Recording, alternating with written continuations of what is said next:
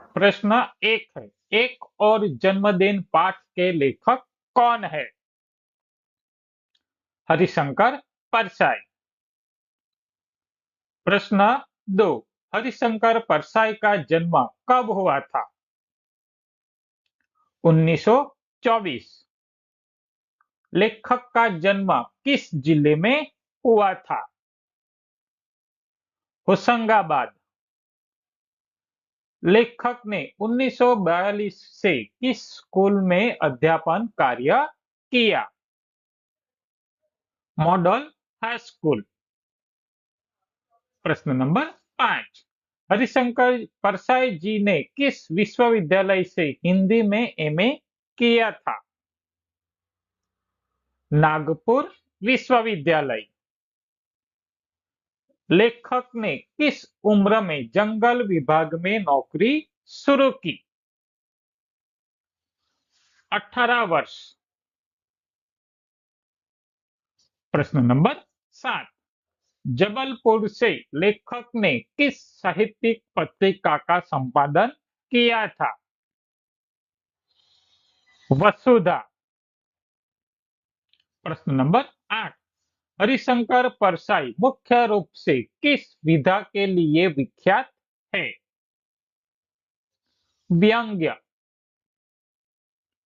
प्रश्न नंबर 9, लेखक को किस वर्ष साहित्य अकादमी अवार्ड प्राप्त हुआ था? 1995। प्रश्न नंबर 10, लेखक के अनुसार उनके व्यंग्य का मुख्य उद्देश्य क्या है? समाज की विसंगतियों पर चोट करना। प्रश्न नंबर 11, प्रस्तुत रचना किस संग्रह से ली गई है? मेरी श्रेष्ठ व्यंग रचनाएं। प्रश्न नंबर 12, लेखक की जन्म तारीख गलती से कहां छप गई थी? किताब के फ्लैप पर। प्रश्न नंबर 13, जन्मदिन की सुबह लेखक के पास कौन आया? एक प्रोफेसर साहब। प्रश्न नंबर 14, प्रोफेसर साहब अपने साथ क्या लेकर आए थे? गुलदस्ता। प्रश्न नंबर 15, लेखक के अनुसार जन्मदिन की बधाई किसे देनी चाहिए? झोपड़ी वालों को। प्रश्न नंबर 16, झोपड़ी वाले पराक्रम कैसे करते हैं? अभावों में भी साल भर जिंदा रहकर। प्रश्न नंबर 17, लेखक को क्यों लगता है कि उम्र एक साल बढ़ना अच्छी बात नहीं है? क्योंकि यह मृत्यु के करीब लाता है। प्रश्न नंबर 18, दरवाजे पर खटका होने पर लेखक ने क्या सोचा? कोई माला लेकर आया है। प्रश्न नंबर 19, लेखक के दरवाजे को किसने धक्का मारा था? कुत्ते ने। प्रश्न नंबर 20, लेखक ने कुत्ते के बारे में क्या व्यंग किया है? जन्मदिन पर बधाई देने वालों में आधों से ज्यादा कुत्ता अच्छा है। प्रश्न नंबर 21, लेखक के बुजुर्ग मित्र का जन्मदिन किस दिन हुआ था? 1 अप्रैल। प्रश्न नंबर 22, 1 अप्रैल को जन्मे व्यक्ति का जन्मदिन मनाने में क्या समस्या आती थी? कोई आता नहीं था, लोग इसे अप्रैल फूल समझते थे। प्रश्न नंबर 23, लेखक ने पेशेवर अभिनंदनकर्ताओं के बारे में क्या कहा है?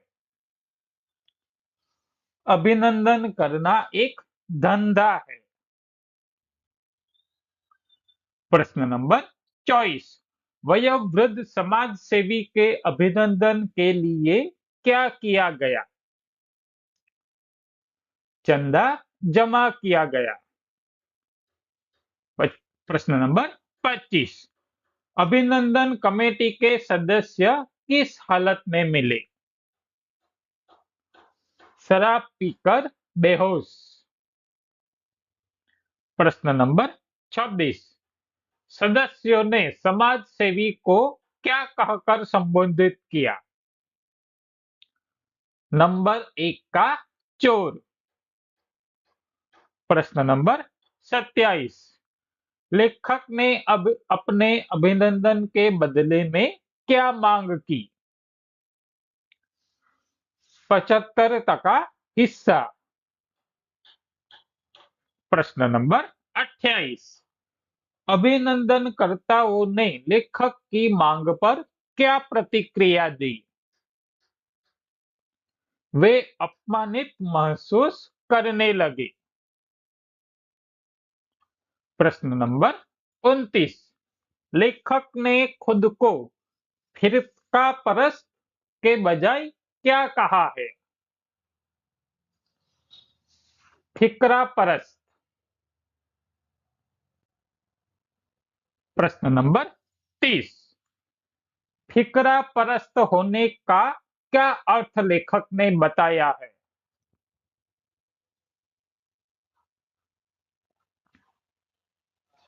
जुबान पर आई बात कह देना। प्रश्न नंबर 31। लेखक नेताओं को जन्मदिन पर क्या शुभकामना देना चाहता है? कि उन्होंने अर्थव्यवस्था गिरा दी, इसके लिए बधाई। प्रश्न नंबर 32। लेखक ने नेताओं पर किस बात के लिए कटाक्ष किया है? भ्रष्टाचार और जमाखोरी बढ़ाने के लिए।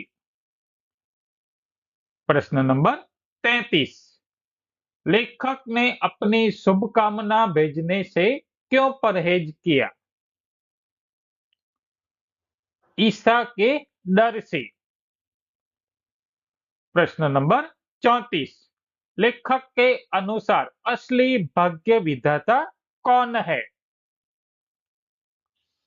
नेता, व्यंग्यात्मक रूप में। प्रश्न नंबर 35। लेखक अगले साल अपना जन्मदिन कैसे मनाने की योजना बनाता है? अखबारों के जरिए वातावरण बनाकर। प्रश्न नंबर 36। एक और जन्मदिन पाठ की शैली कैसी है? व्यंग्यात्मक। प्रश्न नंबर 36। 100 साल जियो कहने वालों के प्रति लेखक का क्या विचार है? ऊपर से हंस रहे हैं पर मन में नफरत है। प्रश्न नंबर 38। मजदूरी में मजबूरी में सादगी से जन्मदिन मनाने का क्या कारण था? कोई आया ही नहीं था। प्रश्न नंबर 39। लेखक ने जीवन शक्ति किसे कहा है? प्रतिकूल परिस्थितियों में जीवित रहने की शक्ति को। प्रश्न नंबर 46। मीसा का उल्लेख किस संदर्भ में हुआ है? सरकारी कानून या डर?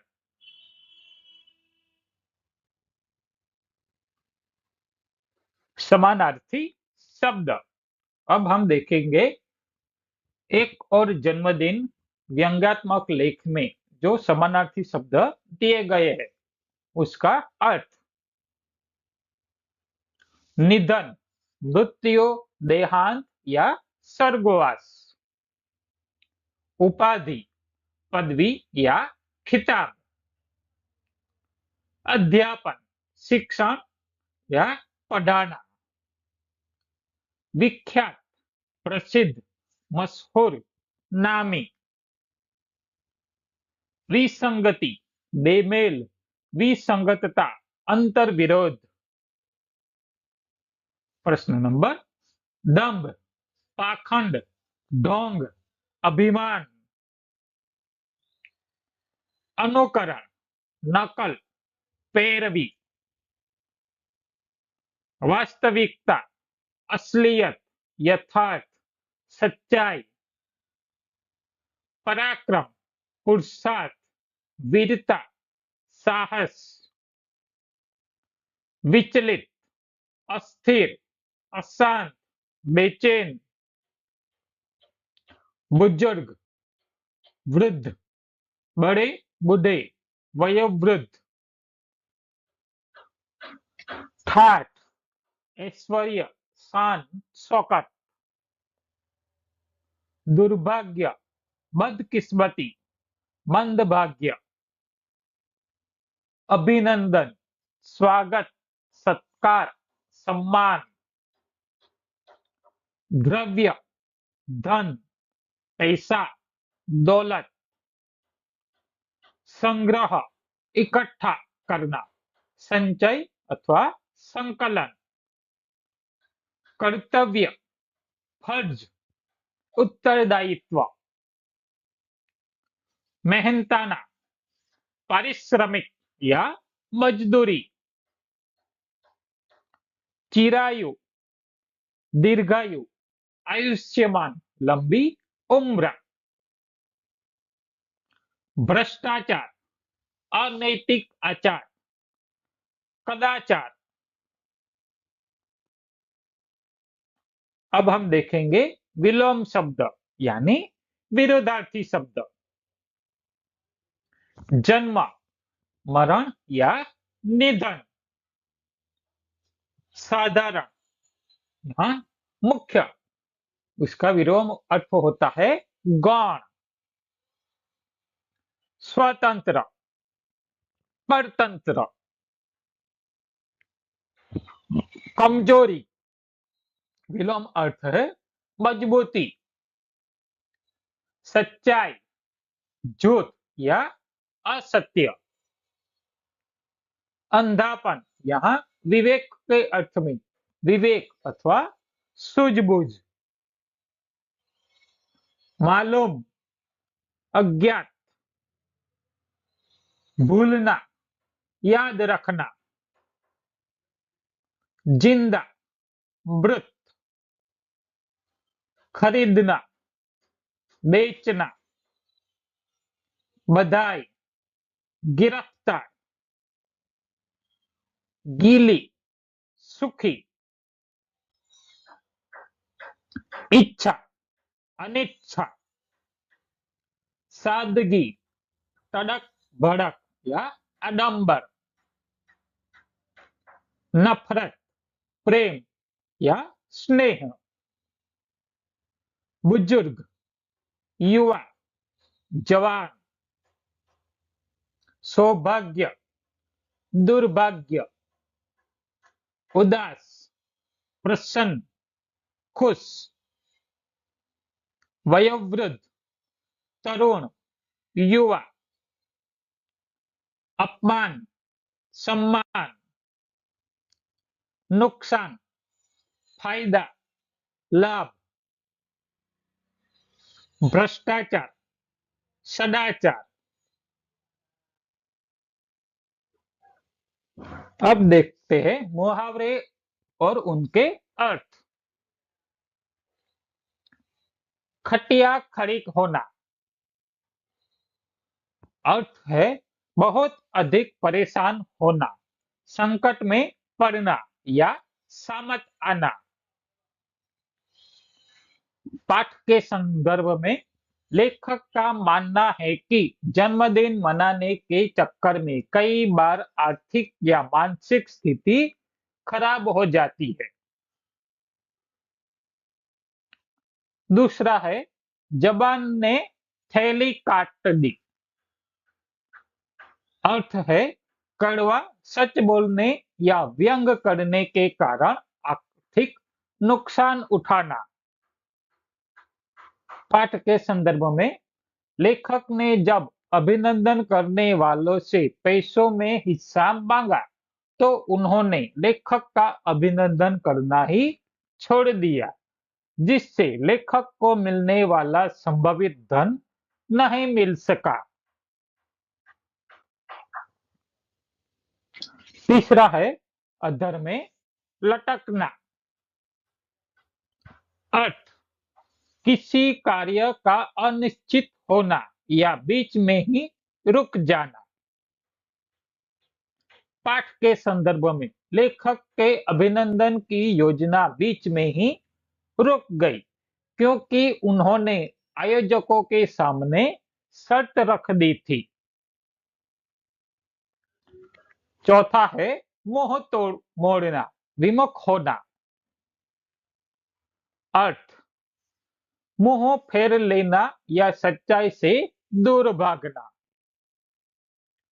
पाठ के संदर्भ में आधुनिक दिखावा हमें जीवन की कड़वी सच्चाइयों से विमुख कर देता है। पांचवा है चोट करना। अर्थ प्रहार करना या व्यंग के माध्यम से बुराइयों को उजागर करना। पाठ के संदर्भ में परसाई जी ने समाज की विसंगतियों और कमजोरियों पर अपने लेखन से चोट करते हैं। छठा है आंचल ओढ़ना, दंभ का आंचल ओढ़ना। अर्थ वास्तविकता को ढक देना या छिपाना। पाठ के संदर्भ में भारतीय वास्तविकता को दिखावे और पाखंड से ढक दिया जाता है। गले मिलना। अर्थ प्रेम प्रदर्शित करना। पाठ में इस नेताओं के ढोंग के संदर्भ में दिखावे का प्रेम कहा गया है। पाठ के संदर्भ में नेता लोग जनता के दुख के समय भी आपस में गले मिलकर खुशियां मनाने का नाटक करते हैं। आठवां है कमाल करना। अर्थ कोई आश्चर्यजनक या बड़ा कार्य करना। पाठ के संदर्भ में लेखक व्यंग में कहते हैं कि एक साल और जीवित रह जाना भी आज के समय में कमाल की है।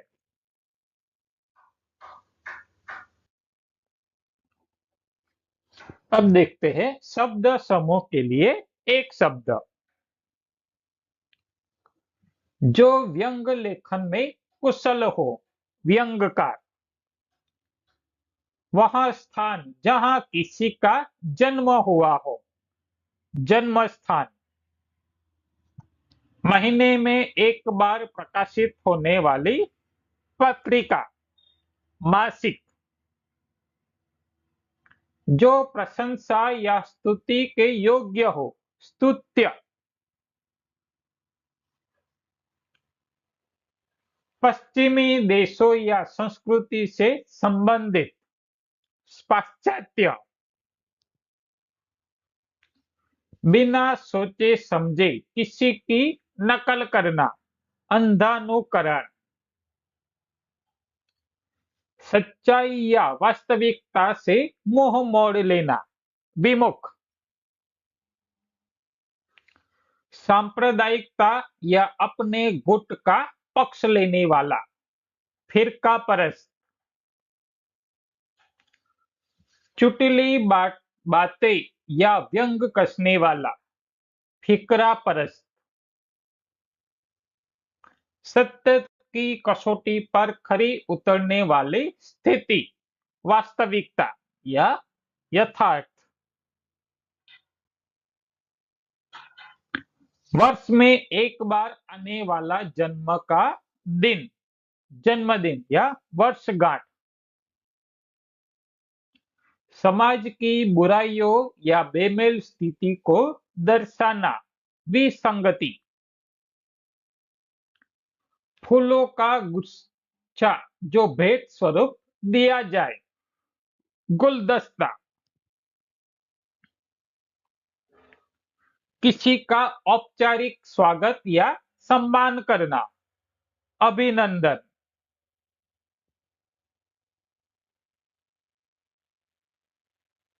जो बहुत अधिक वृद्ध या बूढ़ा हो, वयोवृद्ध। काम में बदले मिलने वाला धन या पारिश्रमिक, मेहनताना। जिसकी आयु बहुत लंबी हो, चिरायु या दीर्घायु। अनुचित तरीके से धन या लाभ कमाना, भ्रष्टाचार। वस्तुओं को भविष्य में महंगा बेचने के लिए छिपाकर रखना, जमाखोरी। अपनी ही धुन में रहने वाला या स्वतंत्र रूप में लिखने वाला, स्वतंत्र लेखक। अब देखते हैं समास। पहला है जन्मदिन, विग्रह जन्म का दिन, तत्पुरुष समास। दूसरा है साहित्यकार, साहित्य को रचने वाला, तत्पुरुष समास। तीसरा है वर्षगांठ, वर्ष की गांठ, तत्पुरुष समास। चौथा है अंधानुकरण, अंधा है जो अनुकरण, कर्मधारय समास। भाग्य विधाता, भाग्य का विधाता, तत्पुरुष समास। मुनाफाखोरी, मुनाफे की खोरी, तत्पुरुष समास। जमाखोरी, जमा करने की खोरी, तत्पुरुष समास। अभिनंदन पत्र, अभिनंदन के लिए पत्र, तत्पुरुष समास। देशवासी, विग्रह देश के वासी, तत्पुरुष समास। अर्थव्यवस्था, अर्थ की व्यवस्था, तत्पुरुष समास। गुलदस्ता, गोलों का दस्ता, तत्पुरुष समास। साप्ताहिक, 7 दिनों का समूह, द्विगु समास। सांप्रदायिक, फिरका परस्त, संप्रदाय से संबंधित, तत्पुरुष समास। मजदूरी, मजबूरी, अभाव से ग्रस्त, तत्पुरुष समास। जीवन सत्य, जीवन का सत्य, तत्पुरुष समास। अब देखते हैं छंदी विच्छेद। साहित्य अकादमी, साहित्य प्लस अकादमी, दीर्घ स्वर संधि, अ प्लस अ बराबर आ। महोत्सव, महा प्लस उत्सव, गौण स्वर संधि, आ प्लस उ बराबर ओ। यथार्थ, यथावत प्लस अर्थ, दीर्घ स्वर संधि, आ वत्ता अ बराबर आ। शुभकामना, शुभ प्लस कामना, व्यंजन संधि, संयोग। अंधानुकरण, अंध वत्ता अनुकरण, दीर्घ स्वर संधि अ वत्ता अ बराबर आ, दिगंबर, दिक वत्ता अंबर, व्यंजन संधि, इत्यादि, इति वत्ता आदि, यण स्वर संधि ई वत्ता आ बराबर या, प्रत्येक, प्रति वत्ता एक, यण स्वर संधि ई वत्ता ए बराबर ये। अब लघु उत्तरी प्रश्न देखते हैं। एक, लेखक ने झोपड़ी वालों को जन्मदिन की बधाई देने का पात्र क्यों माना है? उनके जीवन की कठिनाइयों का वर्णन कीजिए। 250 शब्द में यह उत्तर दिया गया है। प्रस्तावना। हरिशंकर परसाई जी ने अपने व्यंग लेख एक और जन्मदिन में सामाजिक विषमताओं और मध्यम वर्गीय ढोंग पर तीखा प्रहार किया है। लेखक ने अपने स्वयं के जन्मदिन पर बधाई स्वीकार करने के बजाय अपने घर के सामने रहने वाले झोपड़ी वालों को बधाई का पात्र माना है। इसके पीछे लेखक का तर्क बहुत गहरा और व्यंग्यात्मक है। बधाई का पात्र मानने का कारण। लेखक के अनुसार जन्मदिन की असली बधाई उसे मिलनी चाहिए जिसने साल भर प्रतिकूल परिस्थितियों से जूझकर जीवित रहने का पराक्रम किया हो। लेखक का मानना है कि उनका अपना जीवन सुख सुविधाओं से युक्त है। वे काला बाजार से सामान खरीद कर भी अपना गुजारा कर लेते हैं, लेकिन झोपड़ी वाले अभावों के बीच हर दिन मौत से लड़ते हैं और साल भर जीवित रह जाते हैं। वे अपने जीने की इच्छा को भी भोजन के रूप में इस्तेमाल करते हैं। इस प्रकार उनका हर अगला जन्मदिन एक महान विजय की तरह है जिसे उन्होंने मौत को मात देकर हासिल किया है। जीवन की कठिनाइयां। लेखक ने झोपड़ी वालों के जीवन की अत्यंत दयनीय और कठिन परिस्थितियों का वर्णन किया है। असुरक्षित आवास। वे मात्र एक छोटी सी टपरी बनाकर रहते हैं जहां की जमीन हमेशा गीली रहती है। जानलेवा परिवेश। उस गीली जमीन और झोपड़ी के वातावरण में अक्सर सांप और बिच्छू निकलते रहते हैं जिससे उनके जीवन पर हमेशा खतरा बना रहता है। भूख और कुपोषण। उन्हें भरपेट भोजन भी नसीब नहीं होता है। वे गरीबी और भूखमरी की ऐसी स्थिति में है जहां वे केवल अपनी जिजीविका के बल पर ही टिके हुए हैं। सतत संघर्ष।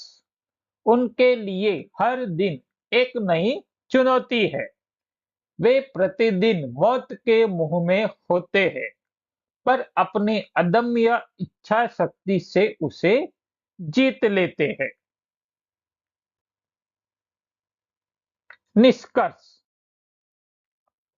लेखक यह स्पष्ट करते हैं कि जो लोग बिना किसी संघर्ष के केवल सुविधा भोगी जीवन जी रहे हैं उनका जन्मदिन मनाना एक ढोंग है।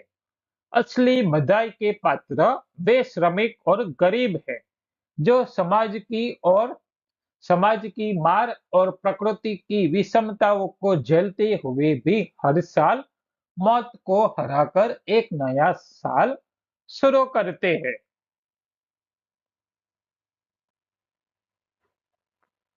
दूसरा प्रश्न है, लेखक ने अपने अभिनंदन की योजना के लिए आयोजकों के सामने क्या शर्त रखी और इसका क्या परिणाम हुआ?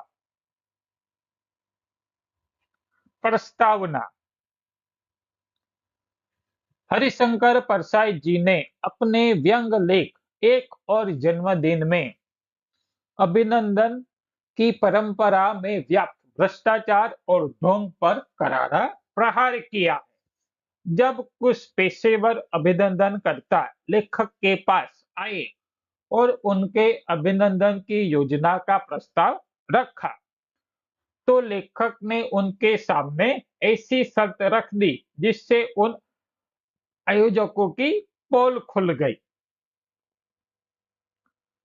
आयोजकों के सामने रखी गई शर्तें। लेखक ने देखा कि अभिनंदन अक्सर एक धंधा बन चुका है, जहां चंदा तो व्यक्ति के नाम पर जमा किया जाता है, लेकिन उसका बड़ा हिस्सा आयोजक स्वयं नकार जाते हैं। इस वास्तविकता को जानते हुए लेखक ने आयोजकों के सामने निम्नलिखित शर्तें रखी। लेखक ने कहा कि वे अपना अभिनंदन पत्र स्वयं लिख लेंगे और छपवा लेंगे, ताकि आयोजकों को इस झंझट में ना पड़ना पड़े। मुख्य शर्त यह थी कि आयोजक लेखक के नाम पर अधिक से अधिक द्रव्य संग्रह करे।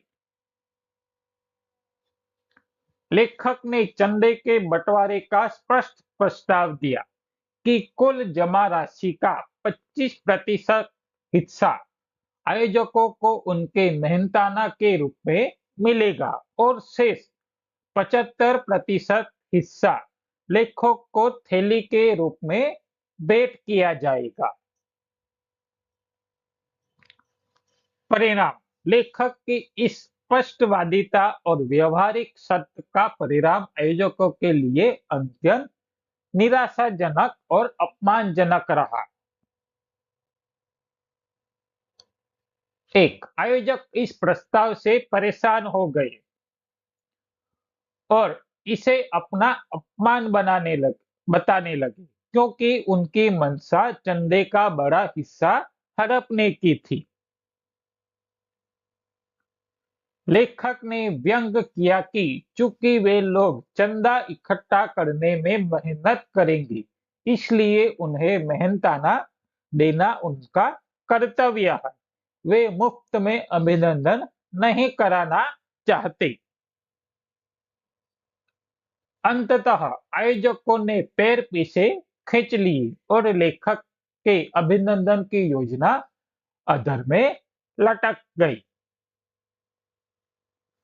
लेखक ने इसे अपनी जबान द्वारा अपने ही थैली काटना कहा, क्योंकि उनके ठिकरा परस्त स्वभाव के कारण उन्हें वह धन नहीं मिल सका जो शायद अभिनंदन होने पर मिलता।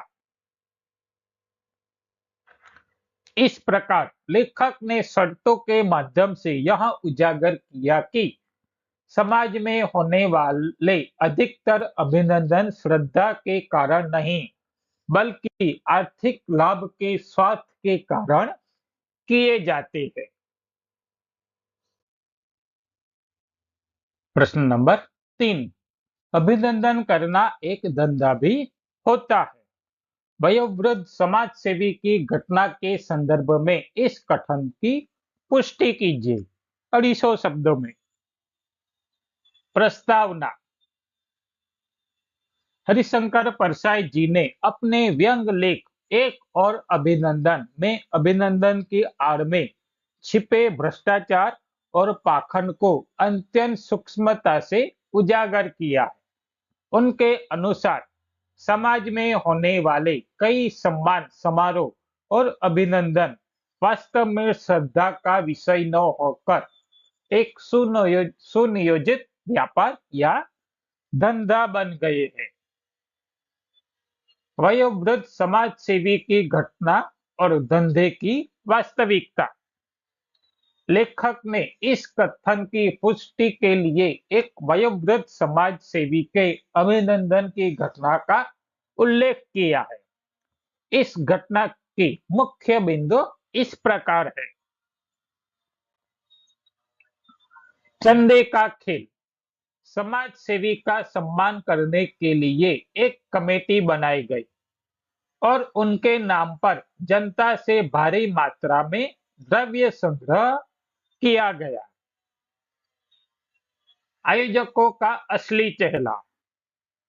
जब अभिनंदन का समय आया तो देखा गया कि कमेटी के सदस्य चंदे के पैसे से शराब पीकर बेहोश पड़े थे। यह दर्शाता है कि चंदा समाज सेवी के सम्मान के लिए नहीं बल्कि आयोजकों ने निजी मनोरंजन के लिए इकट्ठा किया गया था। अपमानजनक टिप्पणियां। शराब के नशे में डूबे उन पेशेवर अभिनंदनकर्ताओं ने उस समाज सेवी को नंबर 1 का चोर और पैसे खाने वाला तक कह डाला। वे स्पष्ट रूप से कहते हैं कि वे समाज सेवी का नहीं बल्कि उसके नाम पर मिले चंदे से अपना खुद का अभिनंदन कर रहे हैं। कथन कथन की पुष्टि। यह घटना सिद्ध करती है कि अभिनंदन अक्सर एक दिखावा मात्रा होता है। आयोजकों का उद्देश्य किसी व्यक्ति के महान कार्यों की सराहना करना नहीं बल्कि उसके व्यक्तित्व को भुनाकर पैसे इकट्ठा करना और उसे स्वयं नकार जाना होता है। लेखक के अनुसार ये लोग पेशेवर होते हैं जिनका काम ही चंदा जमा करना और उसे खाना है। निष्कर्ष। अंततः परसाई जी यह संदेश देते हैं कि जिस समाज में सम्मान और श्रद्धा का भी बाजारीकरण हो जाए वहां नैतिकता पूरी तरह समाप्त हो जाती है। आयोजकों की यह निर्लजता कि वे भारत सेवक समाज का पैसा खा जाने वाले का अभिनंदन केवल अपने फायदों के लिए कर रहे हैं इस कथन की पूर्णतः पुष्टि करती है कि अभिनंदन करना एक धंधा भी होता है। प्रश्न नंबर 4। 1 अप्रैल को जन्म लेने वाले मित्र का जन्मदिन मनाने में क्या क्या परेशानियां आती थी? प्रश्न का उत्तर 200 शब्दों में दिया गया है। प्रस्तावना। हरिशंकर परसाई जी के व्यंग लेख 1 और जन्मदिन में लेखक ने अपने एक ऐसे बुजुर्ग मित्र का वर्णन किया है जिनका जन्म 1 अप्रैल को हुआ था। इस तिथि के कारण उनका जन्मदिन मनाने में कई विचित्र और हास्यास्पद परिस्थितियां आती थी जिनका विवरण निम्नलिखित है। अप्रैल फूल का भ्रम। सबसे बड़ी समस्या यह थी कि 1 अप्रैल को अप्रैल फूल दिवस मनाया जाता है। जब भी उनके जन्मदिन की सूचना दी जाती तो लोग उसे सच मानने के बजाय एक मजाक या बेवकूफ बनाने का तरीका समझती थी। लोगों का न आना। जन्मदिन के अवसर पर अखबारों में सूचनाएं छपाई जाती थी और निमंत्रण पत्र कार्ड भी बांटे जाते थे लेकिन इसके बावजूद लोग समारोह में नहीं पहुंचते थे। उन्हें लगता था कि उन्हें अप्रैल फूल बनाने के लिए बुलाया जा रहा है। विश्वास दिलाना कठिन होना। उनके जन्मदिन को सफलतापूर्वक मनाने के लिए आयोजकों को बहुत कड़ी मशक्कत करनी पड़ती थी। एक बार तो लेखक और उनके अन्य मित्रों को लगभग 100 लोगों के घर जाकर व्यक्तिगत रूप से मिलना पड़ा।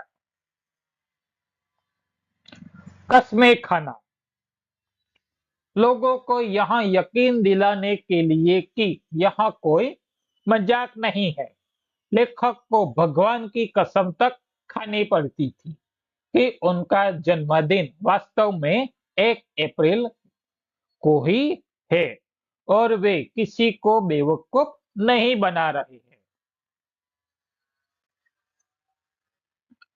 जन्म की तिथि पर व्यंग लोग इसे मित्र का दुर्भाग्य मानते थे कि वे ऐसी तिथि पर पैदा हुए। लेखक खुद भी व्यंग करते हैं कि जो व्यक्ति अप्रैल फूल के दिन पैदा हुआ हो, उससे किसी गंभीर आयोजन की उम्मीद करना मुश्किल है। निष्कर्ष अंततः बड़ी मुश्किलों और व्यक्तिगत गारंटियों के बाद ही लोग उनके जन्मदिन समारोह में शामिल होने के लिए तैयार होते थे। प्रश्न नंबर 5, जन्मदिन पर बधाई देने वालों के प्रति लेखक के क्या विचार है? प्रश्न का उत्तर 150 शब्दों में दिया गया है। प्रस्तावना हरिशंकर परसाई जी के व्यंग लेख एक और जन्मदिन पर बधाई देने वालों के प्रति लेखक के विचार अत्यंत कटाक्षपूर्ण और यथार्थवादी है। लेखक के मुख्य विचार निम्नलिखित है। दिखावा और पाखंड लेखक का मानना है कि बधाई देने वाले अधिकांश लोग केवल औपचारिकता निभाते हैं। वे ऊपर से हंसकर 100 साल जियो की माला पहनाते हैं, जबकि उनके मन में नफरत होती है। नफरत का छिपा होना लेखक के अनुसार बधाई देने वाले व्यक्ति के मन में अक्सर यह विचार होता है कि साला अभी भी जिंदा है, मरा नहीं, लेकिन सामाजिक दंभ के कारण वह दिखावा करता है।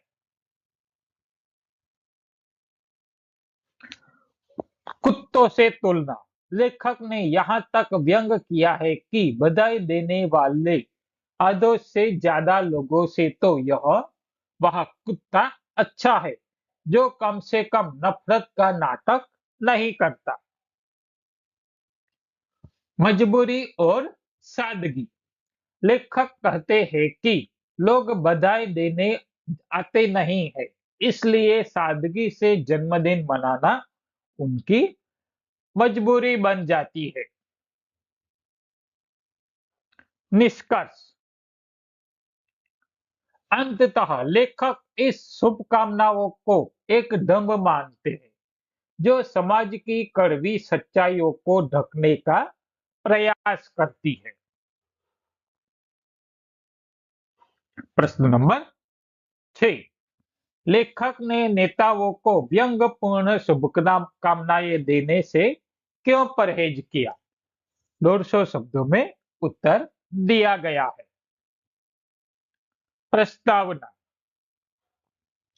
हरिशंकर परसाई जी के व्यंग लेख एक और जन्मदिन में लेखक नेताओं के पाखंड और उनके द्वारा देश की स्थिति बिगाड़ने पर तीखा कटाक्ष करना चाहते हैं। लेखक ने नेताओं को व्यंग्यपूर्ण शुभकामनाएं देने से मुख्य रूप से निम्नलिखित कारणों से परहेज किया।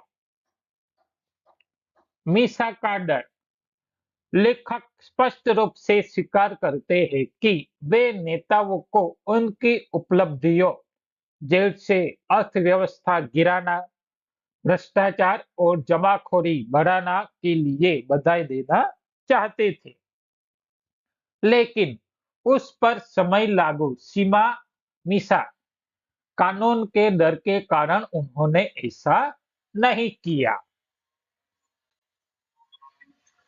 देशवासियों की पीड़ा।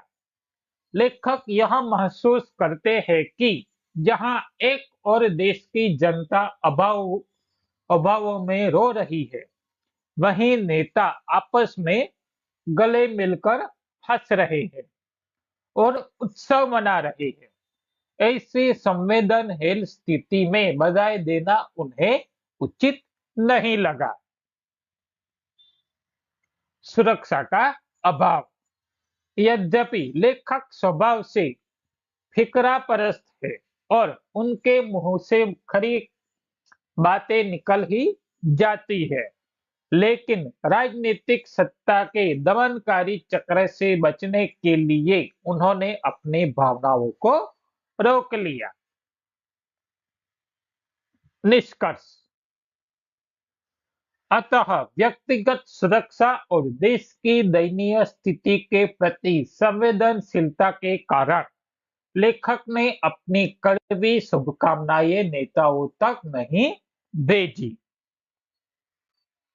જો તમને વિડીયો ગમ્યો હોય તો વિડીયોને લાઈક કરો, ચેનલને સબસ્ક્રાઇબ કરો, જેથી આવા જ ઉપયોગી વિડીયો તમને ચેનલ પર મળતા રહે. ત્યાં સુધી આવજો. આભાર.